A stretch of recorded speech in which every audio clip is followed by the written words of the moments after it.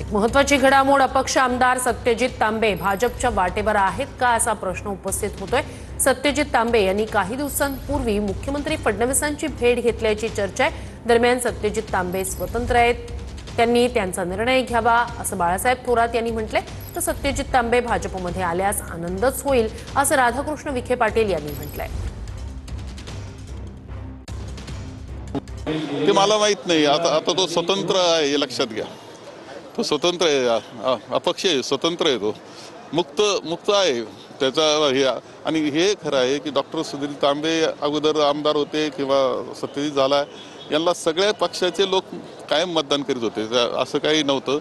आणि त्यामुळं त्याच्या बाबतीत काय निर्णय घ्यायचा तो आता स्वतंत्र आहे, असं काही तो व्यक्ती बांधलेला नाही। त्यानं काय आमचं काय आम्ही म्हणू शकत नाही काही। जो अपक्ष आहे आणि जो आता सज्ञान झालेला आहे त्याच्या बाबतीत काय बोलायचं।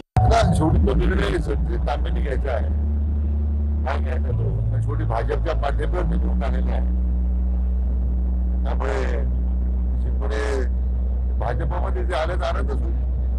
अमोल खताळांना चालेल का असे अमोल खताळ राहता तालुक्याची मान्यता आहे। सत्यजित हा पदवीर मतदारसंघातून निवडून गेलेले आमदार आहेत। दोघांचे मतदारसंघ भिन्न आहे।